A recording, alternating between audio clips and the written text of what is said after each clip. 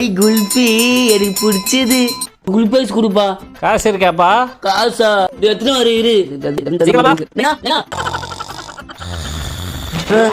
இந்த ஆளு சண்டை பண்ணி போய் தூங்கினுக்கிறான். எவ்வான தத்திர முடிச்சுதா ஏன்டா தண்ணி ஊத்தணும் மேல? குல்பி ஐஸ் வந்து ஐஸ் வாங்கி கொடுனா. மூஞ்சி பாரு ஐஸ் கார்டு வரலாம்டா தண்ணி ஊத்தி ஏப்பினா. எனக்கு ஐஸ் வாங்கி தரணும். தூங்கும் போது ஆசிட்டு ஊத்திடுவேன். ஆசிட்டா எப்பா நீ ஊத்தினாலும் ஊத்திடுடா எப்பா. அந்த பயம் இத பெத்தத 2 தெருநாய் பெத்துனா கூட நல்ல பேர் இருந்திருக்கும். என்ன பண்றது நான் பெத்துட்டேன். யாரா உனக்கு ஐஸ் தர மாட்டேன்றத? ஒரு ஐஸ் வாங்கி கூட அவனுக்கு காசு கொடுக்கறேன் குடுறா. பெரிய ஐஸா குடு, பாதமா இருக்கணும். டேய் என்ன குடுறா. ஏன்னா சூப்பரா இருக்குது பாபு.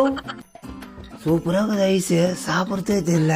ஜி காசு இப்ப இல்ல, போயிட்டு நாளைக்கு வா. ஓனே திட்டுவாரு. காசு கொடுங்க ஜி. ஏய் யாருகிட்ட காசு கேக்குற? அவ்வளவுதான், ஐஸே விக்க மாட்டேன். நான் இங்க பிரச்சனை ப்ரோ காசு கேக்குறான் ப்ரோ. காசா? நேத்துக்க 2 ஐஸ் வாங்கினேன், அதுக்கு போய் காசு கேக்குறான் ப்ரோ. ஐஸ் வாங்கினா காசு தான் கேட்பான், சும்மாவை கொடுப்பான். என்ன ப்ரோ திடீர்னு கட்சி மாறுறா? கட்சினா மாறல, இருக்கிறவங்க கிட்ட ஏமாத்தலாம், இல்லாதவங்க கிட்ட நேத்துக்கு ஏமாத்தணும். ஒன்றே விட்டு ஐஸ் துணுங்கிறானுங்க. காசு கொடுக்கலண்ணா நீ குடிப்பியாண்ணா? காசு கொடுக்காதா துணுறீங்களடா, பாவண்டா அவன். பாரு அண்ணனுக்கு எவ்வளவு பெரிய மனசு. தாப்பா ஐஸுக்கு தேங்க்ஸ்ண்ணா. குமரேசா என்னடா ஏன் காசு எடுத்து கொடுக்குற? பாவனே இதுங்கால காசு இல்ல, ஏமாத்த பாத்துச்சுங்க, அதனாலதான் உன் பாக்கெட்ல எடுத்து குத்தேன். பாருங்க நான் தான் இன்னைக்கு இழிச்சு வாங்கினா.